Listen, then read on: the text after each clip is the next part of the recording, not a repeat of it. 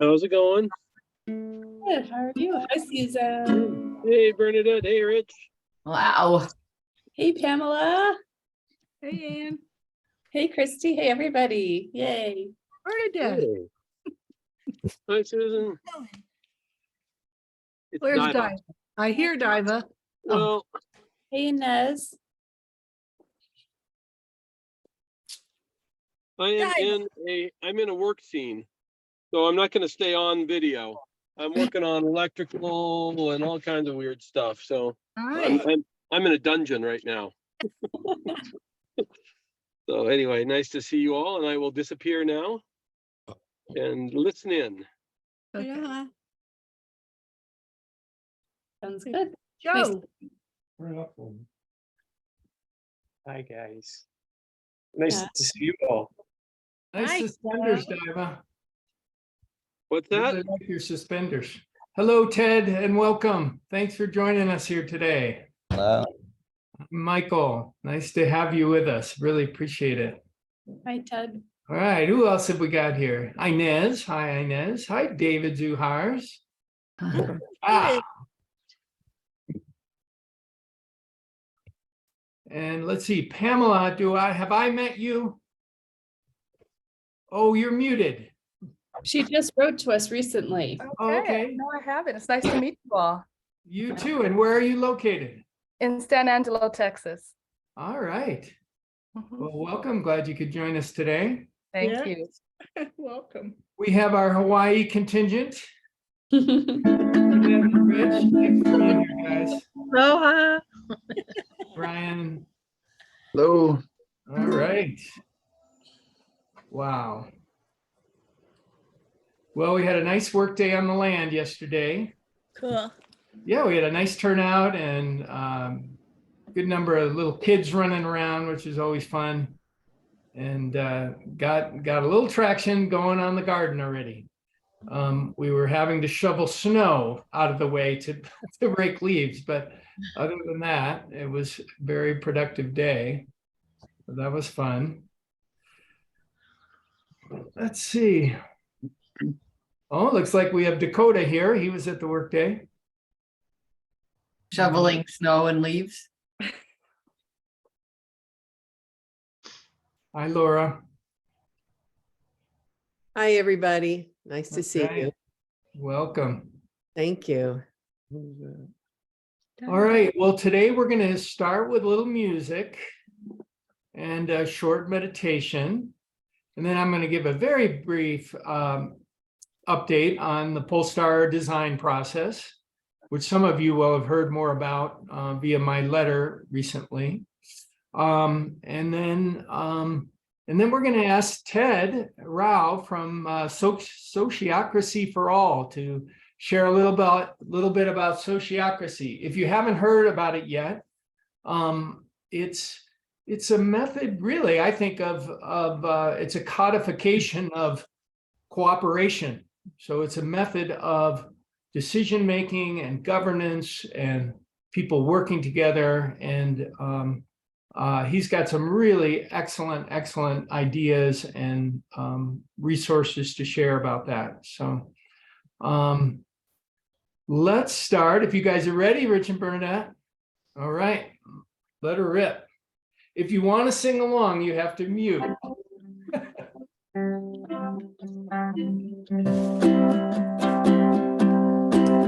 on the road to nowhere. Come on inside. Taking that ride to nowhere. We'll take that ride. On the road to paradise. Here we go. Here we go. There's a garden in my mind. Come on inside, yeah, it's alright. Baby, it's alright. It's not very far away, and it's growing day by day, yeah, it's alright. Baby, it's alright. Would you like to come along? Help me sing this song, yeah, it's alright. Baby, it's alright. It's not very far away, and it's growing day by day, yeah, it's alright. Baby, it's alright. We're on the road to nowhere. Come on inside. Taking that ride to nowhere. We'll take that ride. Maybe you wonder where we are. I don't care. Here's the signs on our side. Take you there, take you there. Feeling okay this morning, and you know we're on the road to paradise. Take you there, take you there.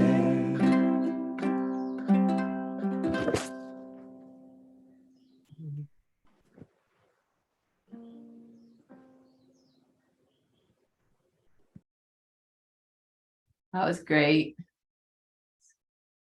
So I'm going to read an affirmation by Yogananda. And it's from Metaphysical Meditations, a favorite of many. It's a little booklet. If you don't have it, it's a great one. And it's called The Light of Smiles. I will light the match of smiles. My gloom veil will disappear. I will behold my soul in the light of my smiles, hidden behind the accumulated darkness of ages. When I find myself, I will race through all hearts with the torch of my soul smiles. My heart will smile first, then my face and my eyes. Every body part will shine in the light of smiles. So let's dwell on that a moment. Maybe we can close our eyes, take in a deep breath together.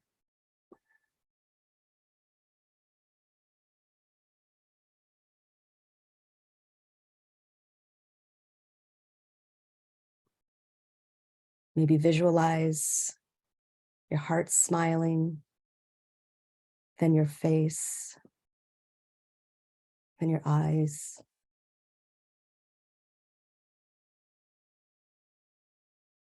The smile is so powerful. We can take that energy and infuse it all throughout our bodies with some deep breaths. It can be a game changer.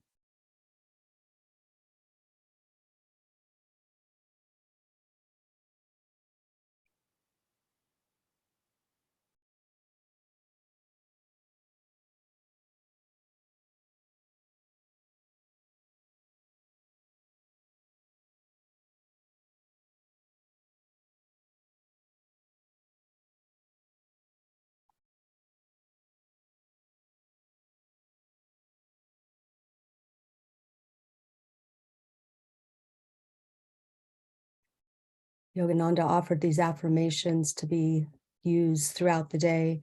You can pick one, and as you're familiar with affirmations, and say it over and over. If you're feeling a little down, this is a perfect one to uplift your energy.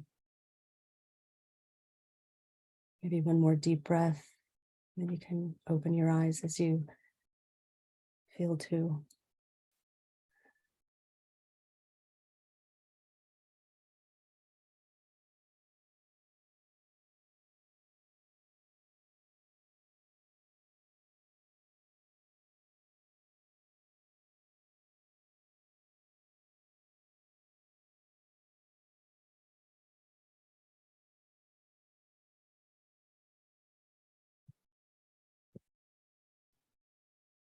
Thank you, Terry. Great affirmation. That was only half of it, though. Only half. I don't have any of my books yet. They're all boxed still. So that was, I Googled it, and that was the only part that you should have. Short and sweet. Yeah. Terry, we have this very nice connection with one of our very next door neighbors to the land, which as many of you know, some of you may not, there's really no real buildings on the land yet. We've got a hoop house, we've got a shed, we've got a little pavilion we built, and another little shed we started building on the workday. But directly next door, which directly adjacent, is friends of ours who have a studio they let us use for meditation. So it's really nice because we can go to the land there and then go meditate in the studio. And upstairs in the studio, they have a little apartment rental, which just came available, and Terry rented it. So she's been busy moving into it these last few days. And so it's really kind of nice to have her there because she's got a window that looks out right across the land. And, you know, we sort of have somebody really directly looking at the land all the time. So it's kind of cool. But welcome, everyone. Thanks for being here. And I'm going to give a quick update on Polestar Village. Some of you will have gotten a notice I sent out this weekend about, you know, a lot more detail than I'm going to give right now. But basically, we are moving along on the entitlement process. We knew it would be hard. We couldn't have imagined how difficult some of these parts of it are. The city process, what they call the entitlement process or the approval process, is fraught with difficulty, and it is exacerbated by the fact that the turnover in the city staff is very common, and so you're getting people in there who just got their jobs, and it's very technical. And but before I whine too much about that, I will just say that in general, it's going good. We're you know, whatever they throw at us, we you know, they say jump, we say how high, and that's basically the process. And it is going well. And among the city officials, there is a lot of appreciation for this process, for this project, because Fort Collins is very progressive. They've committed to net zero energy by 2030. They really understand what builds community and what doesn't. So they really appreciate that we're building those values into it of walkability and you know, an intention to know our neighbors and to live consciously together. And so we're finding a lot of support, not only from the city, in various ways, but also from the university, which has sort of adopted us as their pet project. In fact, as some of you heard, I think I mentioned this last month, Polestar Village will be the topic of a architecture class this term at the Colorado State University. So we're already conferring with the two professors, and they're going to have all their students, it's like 70 students, digging into the material that we've created about it and getting their, you know, feedback and involvement. So we're really excited about that. It's a great fit for us. But yeah, not too much more on that other than say it's challenging and it's going well. We have a large financial deadline looming in April, which we're working hard to solve. And we have many horses in that race, many ways to solve it. One of which is the peer-to-peer lending program that many of you have participated in. If you don't know about that program, please contact me, and I can tell you a whole lot more about it. And so enough on that. Now we're going to take the next half hour and talk about sociocracy. So I'd like to introduce Ted Rao. Is that how you say your last name, Ted? Yes. Oh, okay, great. And he's got a wealth of experience in this method of governance and decision making. And I'm going to let you introduce it. I have some thoughts I'd like to share, but I'll chime in with the questions. So we're hopefully going to let him talk for a while, and then we'll have a chance for people to discuss the material and ask Ted any questions we may have. So take it away, Ted, and thanks again for joining us today. Thank you. And I actually have a little change of plans here because so 20 minutes would be great because I have my kids waiting for me downstairs. They're hungry. So I'm on the East Coast, so it's 6:45 here. Dinner time. Dinner time, exactly. And let's see. So there's kind of two hats I'm wearing here. So one is I live in an intentional community myself. I live in Cherry Hill Co-housing, which was built in 1994, and I moved here in 2011. And that community in the beginning was making decisions by once a month, everybody coming together and making decisions in a general meeting and talking till everybody was in agreement. And that worked okay-ish for the first few years, but then it really became too hard to make decisions. And this community then adopted right around the time I came, though I was not involved in that. I had no part in that. It switched its governance system to Sociocracy, which is also called dynamic governance. And the other hat that I'm wearing is kind of connected to that, and that is that once I learned about Sociocracy here in my community, I got pretty excited about it because it was different from all the meetings and all the decision-making processes that I had seen in different organizations that I was a part of or had been a part of. And then learned more about it and started teaching it myself. And that's what I now do full-time, helping all kinds of organizations, including communities, but also other organizations, figure out how to make decisions together. That's me. I will show you. So basically what I'd like to do is I would like to give you a verbal overview, 1 or 2 visuals, and then just see what questions are. I think that's the best idea. I will also give you more info so that you can look up for yourself. We have a wealth of resources online that you can just look at. So the 2 visuals, one is just an overview of Sociocracy that I'm going to show you. Ooh, can I have screen sharing rights? You might have to make me co-host for that or something like that. And your microphone is off, Michael, but I assume you are on it. Oh, who's host here?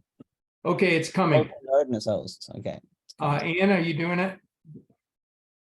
Click on share and there'll be a little option there to allow everyone else to share. That's the quickest way to get it. Click on the green on the bottom. You're the host, so I can't do it. You got it? Okay, you should have it now, Ted. I have it now. Thank you. Thank you so much. There we go. So sociocracy, by the way, means those who associate together, govern together. So different from democracy where the masses decide, and sociocracy, the people who work together decide together. That makes it particularly useful for intentional communities because we are the people, right? We're the people doing stuff. And then those people who do stuff should also be the people who decide. So sociocracy is really and I assume because that's a safe bet, was the same for me because before I got into contact with all this, that you don't have, or many people don't have a clear idea of what governance really is, right? Like, what is governance? It sounds like compliance or like Senate and so on. But for us, really, governance is what is between the people, like among the people and between the people in the project, kind of the wiring in between, right? Because if you put 100 people into the same room, and even if they're there for the same thing, they will need to get organized in order to do the thing that they came for to do. So that's what governance is. It's kind of the plumbing in between. And sociocracy as a governance system has 3 parts. One is the decision-making method, and we make decisions by consent, which is very close to consensus, but a little different. I'm not going to talk much about that, so I'm just going to give you the slogan. In consensus, typically we talk till everybody agrees, and that can be hard because that means a lot of talking. And in consent, we only need to talk until nobody objects. So it's a little bit easier to make decisions because we don't talk till everybody is, fully like, yay, this is the best idea. But only until everybody says, yeah, fine, that's good enough. It's not maybe my number 1 choice, but it's good enough. There's nothing wrong with it. So that's a little bit of a tweak in how we make decisions. So that's what consent is. And then who decides what? and how that works in sociocracy, I'm going to show you in a moment. But the keywords here, organizational structure by linked circles, I'll show you that. And then we count into what is kind of one of the pillars of sociocracy is we learn from our experiences and we kind of bake feedback and incremental improvement into our system. So that if something goes wrong, let's say our meetings aren't the way we like them, we notice that, talk about it, and then improve them instead of having the same meeting that we don't like again and again, which is what commonly happens in groups. Let's see. And then there's a bunch of other things. Sociocracy is kind of in the package, there are a bunch of other things that one can use. There's an amazing meeting format, for example, that I really like. There are feedback processes and ways to avoid elections by voting, for example, by majority vote, because majority vote tends to polarize. So instead, selecting people by consent. So it's a whole treasure box of processes.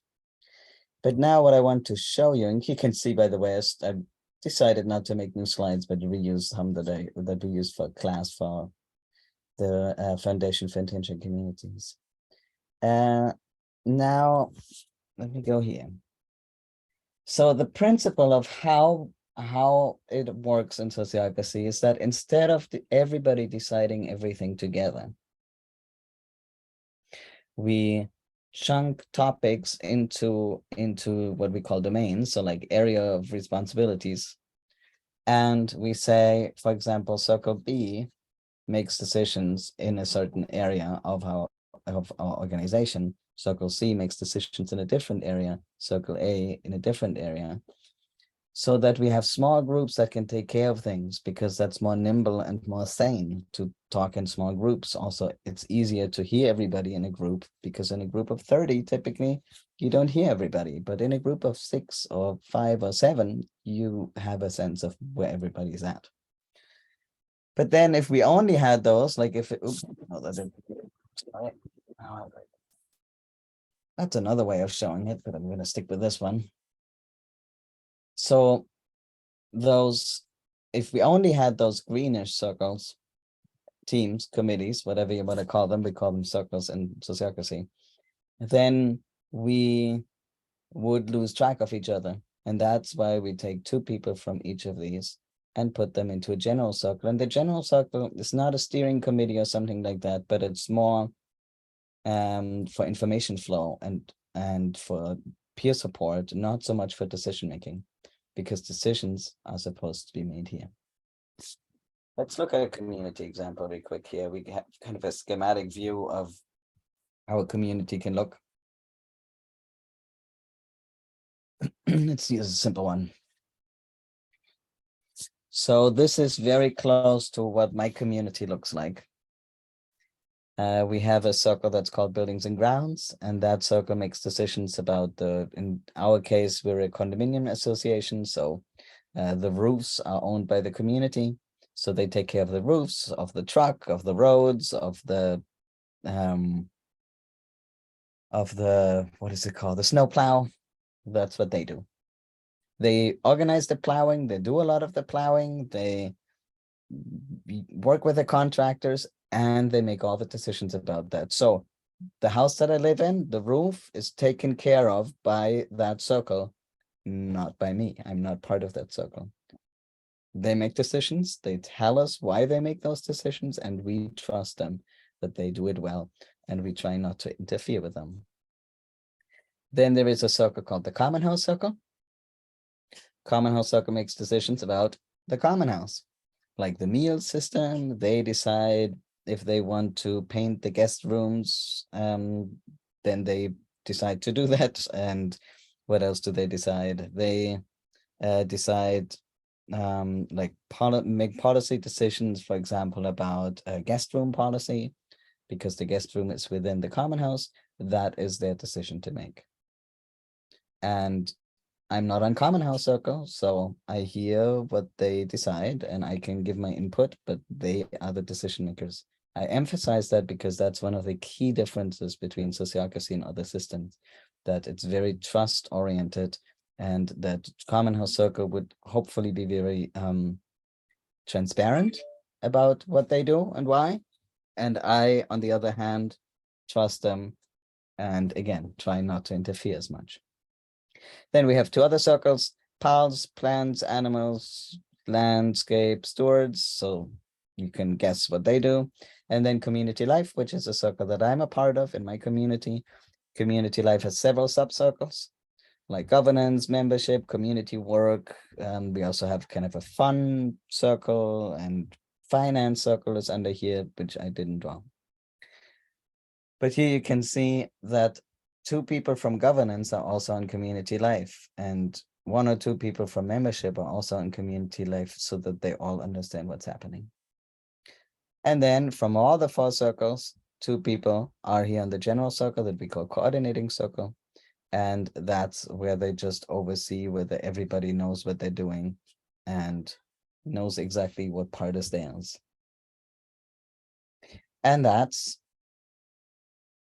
how we organize things. As I said, the advantage of that is that you have small groups, and small groups can really focus and listen better to each other instead of having to make decisions in very large groups, which typically gets unruly and tends to work best for people who are confident speaking in small groups, in large groups.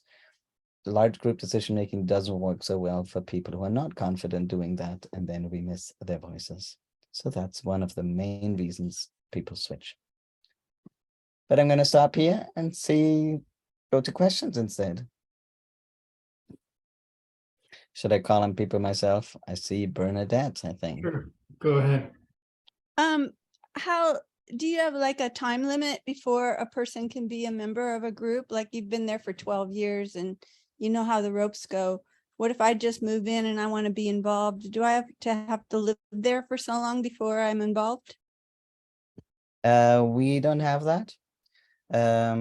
There is, of course, an explorer status, but as soon as you are a member that lives here and has opted in, you have consent and objection rights. The reason that is not so critical is because if somebody's, how do I explain that really quick? So let's say there are 5 people in community life and now a new person shows up, okay? That person would be on community life because they're doing work within that area. So they would ideally start doing work and then join the circle so that they're not completely brand new and don't know a thing. So that's one thing.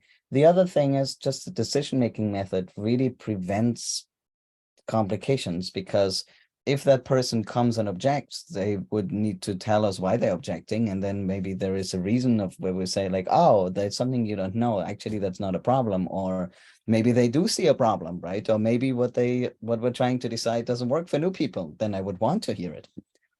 But it's not that that person can now override us in any kind of way. We need to make it work for everybody anyway. So there's not so much of that tends to not be an issue. But that said, just for completeness, I guess, that said, sociocracy is also very tailorable. So one can decide that people only have consent rights after whatever tier, like that's a rule you can make for yourself. But it's not, it doesn't come with the system automatically, and I don't think it should, but you can still decide that. So all kinds of stuff one can still decide. I have a question. Mm-hmm. If I'm not in any of those circles, how do I get information? Yeah, that goes to the transparency piece. So I counted once in my community, and there are more circles than I showed you. And I noticed that out of the 70 people that live with me, I think only 3 or 4 are not in a circle. They chose not to be. One hears about what decisions are made in several different ways. One is all circles send their meeting notes to the mailing list. So you hear from every circle once a month. And the other part is we do have monthly meetings, but they're not for decision making.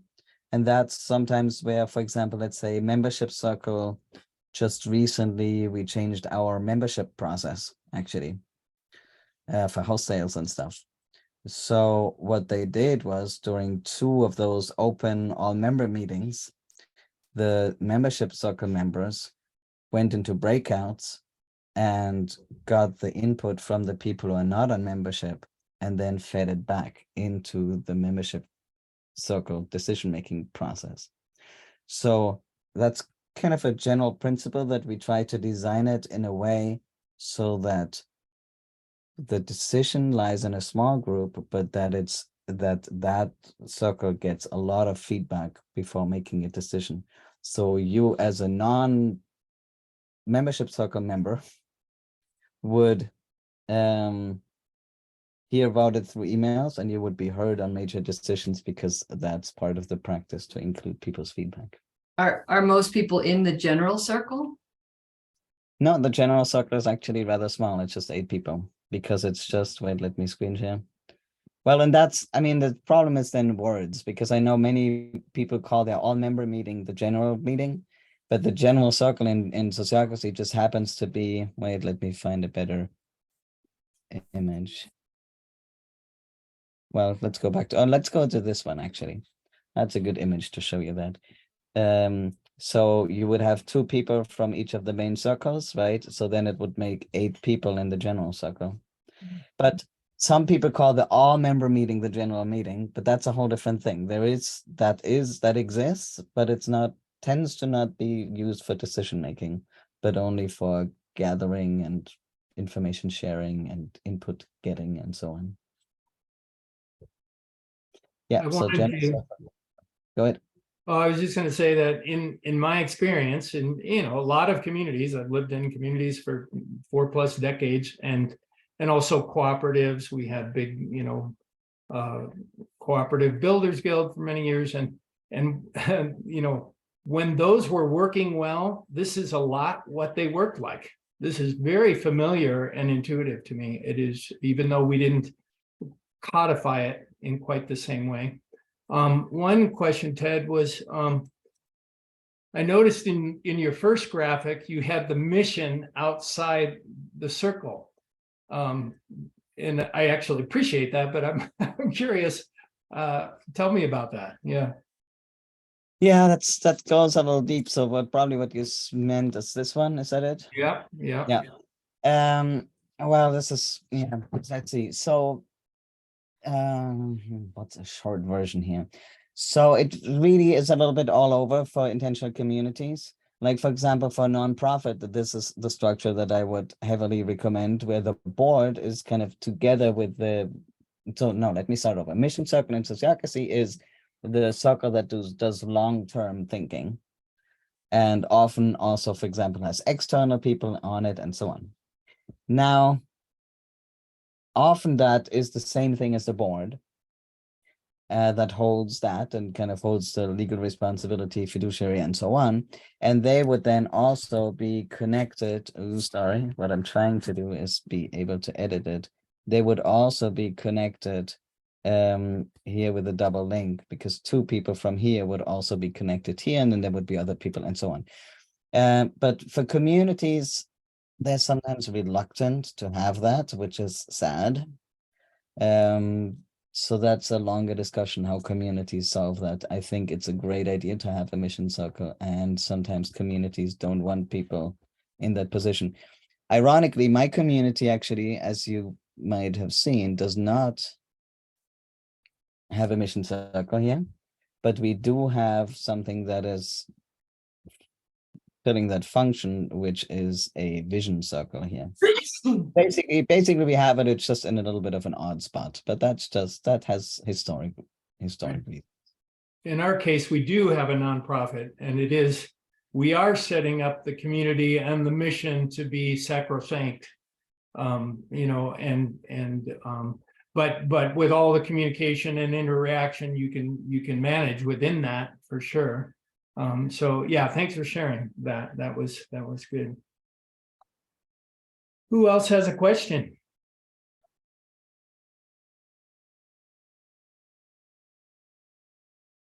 Maybe, excuse me, sorry, maybe I missed it on that image, that graphic for the people that went into the inner circle or whatever it's called. It seemed like one was an L and one was a D. Yes. What am I missing there? Well, yeah, that's just I just scratched the surface here. So all of I intentionally picked and chose what I would tell you, so I wouldn't overload you with information. Yes, the intention here is that one of these people is the L stands for leader or coordinator, and would be the person kind of holding this team and making sure everything happens here. While the delegate is the person who is the second person that then attends here, so that not all information just goes through leader, because that's a little too many eggs in one basket. Uh-huh. And then it leads to a pattern a little bit like this. Yeah, see that we always have two people. So one of them reports that way, one of them reports that way. And that way we get kind of nice information flow throughout the whole system, because you don't have just one person running the show. Very cool. Yeah, How do you decide who's on what teams? Or well, that's sorry, I have a kid scratching on my door right now. I You're know. hungry. That's like a little cat or something. How do we decide who's on what team? Yes, you decide. Well, there's two things. One is, how do you decide originally, and then kind of how, just like when you play a board game, there's how do you set up, and then how do you play. So those are two different questions, right? But generally, the general answer is by consent. So if I want to join a circle, the circle needs to consent that I join. If I become leader, then the circle needs to consent that I become leader. Like, it's always in this mutual alignment, checking by consent. But there's more to say about that, but that goes a little deep for a first taste. Well, and my take on that, Christy, was always that whoever had the most energy for a topic, really had the responsibility. I mean, it's already built into who they are, and they, if they're willing to participate and serve and contribute, they should be in that circle. They should have a strong voice there. And so I think it is to some extent self-selecting. I think it's the way it really works. On behalf of your children, I think we should have you back. Does it make you nervous to know that they're hungry? Yeah, I also told them to get started. I just texted them. But I'm putting you through two links. I'm putting two links into the chat. The first one, that's awkward. Hold on, let me try that again. The first one is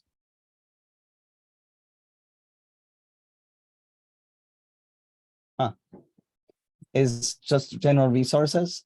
And the second one, that somehow it's not eating properly, is a page for communities.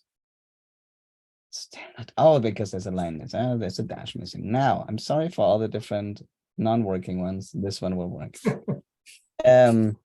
So content, the one that ends on content, just has a bunch of resources about all those different things. How do you select people? How does consent work? And so on. And then the second one has information particularly for communities. So there's more than you can read in an evening. So there's plenty there. Great. And if you ever want to hear more, you know how to find us. Oh, and I wanted to say, I am teaching a one-day sociocracy workshop in Denver. Isn't that close to where you are? An hour away. I will put that into the chat as well. Thank you. Yeah. So yeah, I'll be over there. And now I will go eat. Thank you for having me. Thank you very All right. much, Ted. Really Good luck. appreciate Good luck. Good luck. Thank you. Yeah. Thanks for joining us. Have a nice dinner. Thank you. All right. Well, that was fun. That was a good little introduction. I thought that was, I think it's evolving. I remember the days back when consensus, like in my teens, practically, I was part of a co-op and it was all consensus, oh my gosh, it's laborious. And nothing gets done. I mean, it's pretty challenging. So I think this is pretty enlightened, and it's great in my mind to see how the communities movement is evolving too. people are actually doing this work and learning and growing and we're all part of that. So it's great to compare notes, see how everybody's doing. I feel like the takeaway is trust. You've put these people in a position so you don't have to worry about it. And I mean, it's the whole reason we're building this community, so that we can be taken care of by each other. It's a really good point. Oh, Ann, you're muted. Oh, sorry. You also have the ability to go to that people in that circle and talk to them, or the people in the circle have the ability to talk to other people. So their job is to get feedback on the decisions they're making. So it doesn't happen in a vacuum. Absolutely. No, and we will be a largish neighborhood, 144 units, so having some amount of form around all this stuff. I mean, at Polestar, Hawaii, our core group was a dozen people, say, and, we maybe had, 18 or something. We're all in all the circles. Yeah, we're all, well, and we did have, a handful of people focused on the garden, a handful focused on the kitchen, a handful focused on the finances, but it did work a lot like he's described it, and it's really a wonderful feeling to know that there's people who really care about a certain aspect of life, and they're putting all their creativity and their attention and their service into making it as good as it can be, and you can give your feedback, and you can also trust them that they're going to make the best decisions. So yeah, I think that is a good takeaway. So, well, that was great. That was very, very kind of him to jump in here and help us. I mean, everybody's inspired to go to his workshop, or he also has online classes. So be nice to support him. All right. No, 144, 144 units, Darmany. That's going to be a largish group. Yeah, that was for his unit. His place was 40 units. Oh, his place was 40 units. Yeah, Yes. a little yes. different. Well, yeah. So, all right. Well, we have a couple more things to cover today, and why don't we start with, I think, Susan, you're going to share a little bit about summer camp. So we're just getting the word out about this. I'll give a quick intro. Polestar has a history of doing youth camps. It's really been an important part of our service, and so we're been off the youth camp role for a while now due to various factors.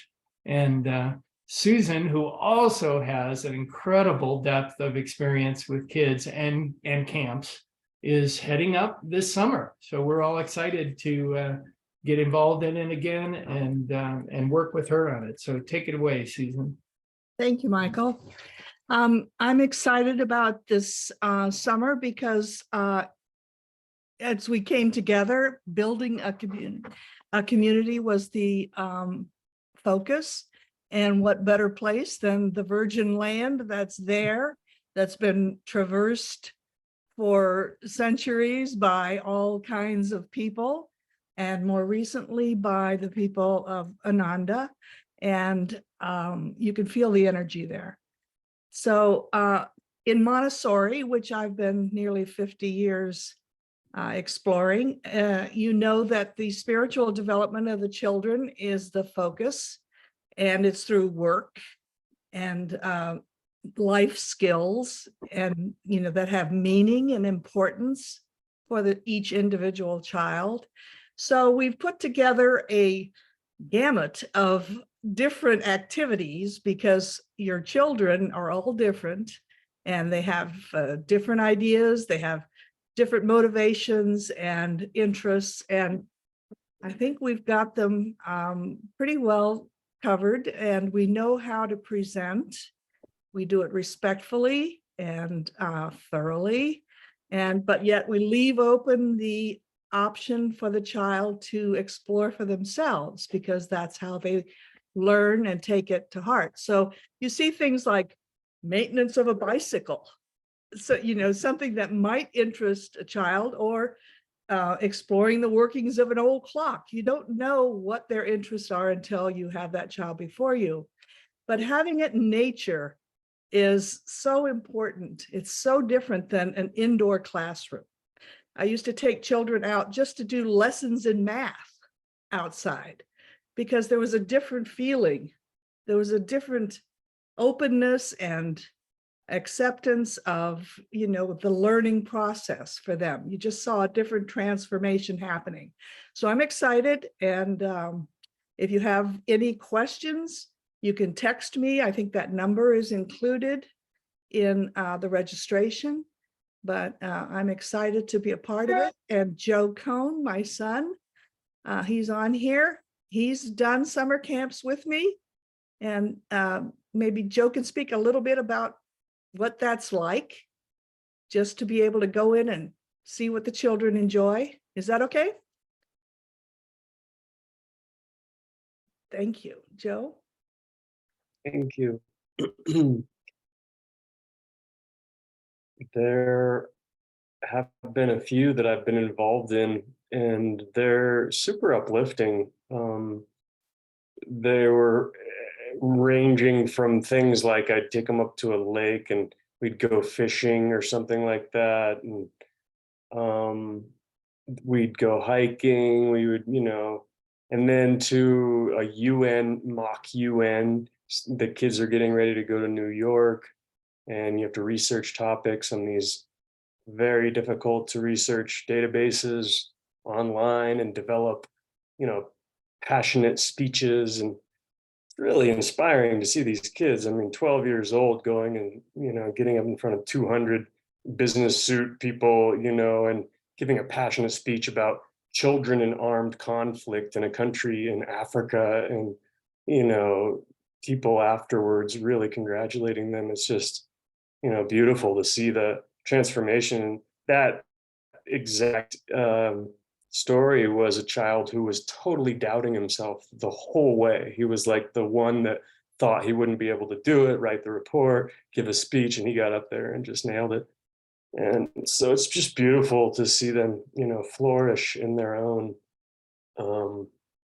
And, there's just so much we can add with the spirituality and philosophy and the teachings and the, movement, and get them to their center. And it'll just be beautiful. So the most important thing is the interest of the child.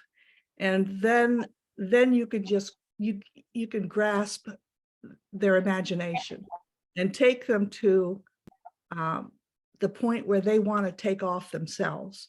And then you just add to it, you just support it along the way.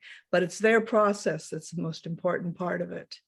And we love seeing this happening with each one of them. So hopefully we have a great group of parents that want to be a part of this and have the ability to come in for a few hours, and so that they can partake in it as well.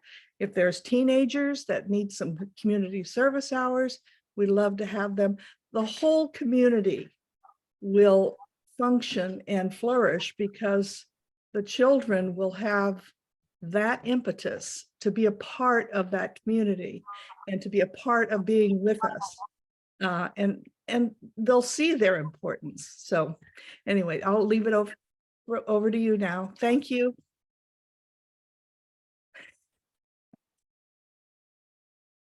Thank you, Susan. Thank you very, very much. Yeah, and just so people know, it'll be outdoors on the land.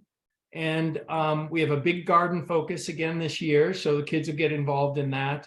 Other community service projects and play and hiking and all kinds of things. So looking forward to that. It'll be 1 week in each month in the summer. If you want to get involved, talk to us, because we really like to have as many people who love to be in community with our kids as possible. And I think it makes it really rich and wonderful that way. I'm gonna mention a quick detail about our planning process. I've been meaning to tell everyone. In this process, we get to name our streets. So we have about 4, well, we aren't sure if they're gonna, these alleys, whether they're gonna want 2 names or 1, north and south, east and west. So we have to figure that out, but somewhere between 4 and 6 names for our streets. So if you know anybody who would like to pay $1 million to name the street, well, that wasn't what I was thinking, but it wouldn't be a bad idea, actually, if we could find someone. But anyway, we're going. Our whole neighborhood is about there's Orchard Street and Plum Street and Cherry Street and et cetera, et cetera. So we're looking at, right now, we're looking at Hawaiian fruit names. So that's our theme. Well, we got a few in mind, but I just mentioned it in case anybody has some great ideas, you please send them to me. So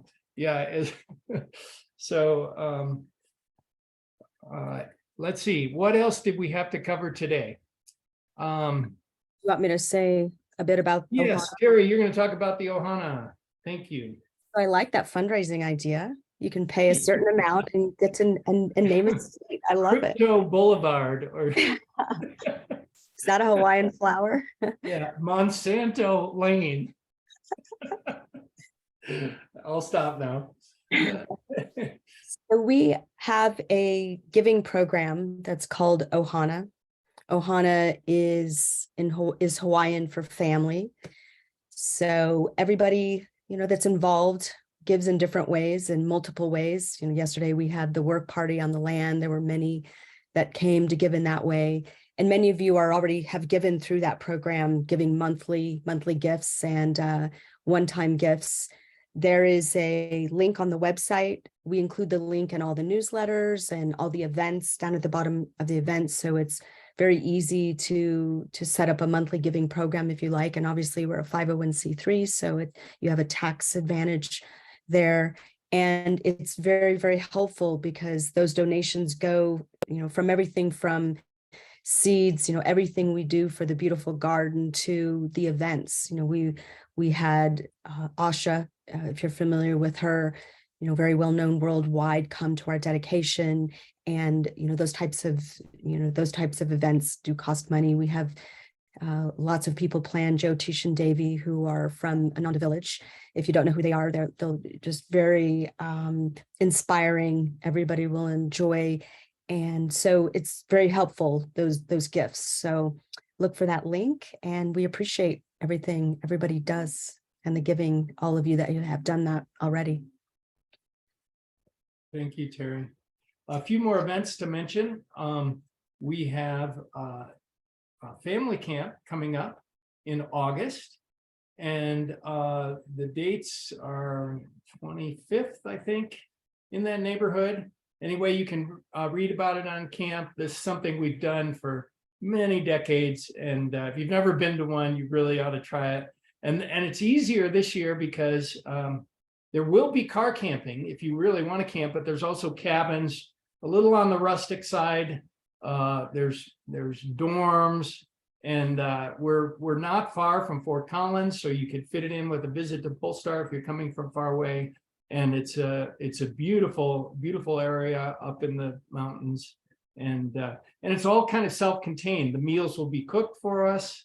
They have really good cook there. We've interviewed him, and he's very attuned to doing vegetarian meals, and it's just really a time to relax and enjoy being in nature together.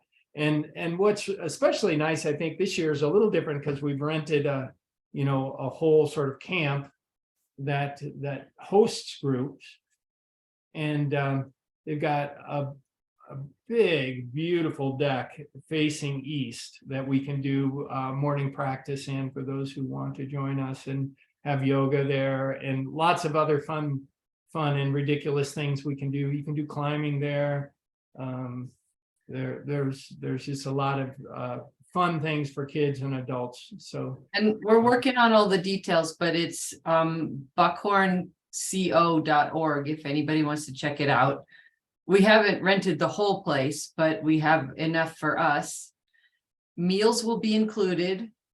It'll go from Friday night to Sunday lunch. And then you have accommodations that range from a lodge room with your own bathroom to car camping, with some bunk rooms kind of places in between. So just putting it all out there so people know. It's yeah. about a 45-minute drive from Fort Collins. All righty. What did we forget? But Michael, can I mention the Slack channel that we set up? Oh, sure. So we set up a Slack channel. We'd love everyone to join.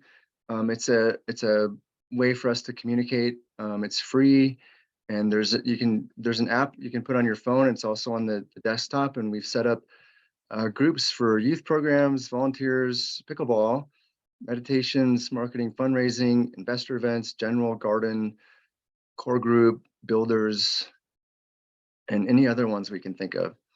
So have people heard of Slack? It's a pretty common thing that people use now to kind of coordinate communication and events. So I don't, Michael, how would we get other people on that? Do we send them an invitation, or how does that work? You know, we could put it on the link on the newsletter next time. Oh, there you go. That'd be great. Yeah. Yeah. That and we can do that. That's not a problem. Okay. Yeah, so it's sort of like advanced texting, where you have, how you have Yes. a text group, but it's a little more got more features, and it's more fluent than that. Yeah. So, and it is a fun way to keep in touch with what's going on. And I'll also mention that for those of you who aren't nearby, who aren't near Fort Collins, we have a local email list that gets more often updates and newsletters and that sort of thing. And if you're interested, you can sign up for that one as well. We don't put you on there unless you ask, because if you're farther away, you may not want to hear so many details about the workday. On the other hand, you might, just to sort of keep in touch and know what's going on here. So if you're interested in that, you can just write a note to Polestar info or Vina, and she'll put you on that other list as well. And look at the dog. That's a hint to stop talking. And with that, segue. We have a dear friend online, our dear friend Christy, who lived with us in Hawaii for so many years and just happenstance is in Denver, who's going to play us a closeout song. Before you start, anything anybody else has, just pressing, Ann, why don't you put that chat, that address in the chat, if you don't mind. I did. Oh, you did already. Okay, way ahead of me. All right. Darlene was wondering a little more about Joe Tish and Davies' visit. Okay, yeah, that's in late April. And if you haven't met them, they're just wonderful, dear friends and deep souls, and the spiritual directors of Ananda Village, Ananda Worldwide. And so they're going to just come and share satsang with us. And they're really, you'll enjoy meeting them. So, and there'll be some events that weekend, probably a kirtan and meditation and a talk by them, etc. So we'll get you more information on that. So anything else? All right, thanks everyone for being here, and Christy, take us away. Okay, just want to do a sound check. Can you hear my voice on the harp? Okay. This mantra was actually recommended by the Dalai Lama to do during COVID. I just found out when I went yesterday to make sure I was doing the pronunciation correctly. Om Tare Tutare Ture Soha.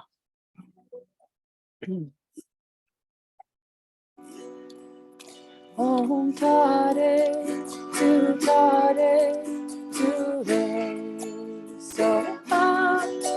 Om Tare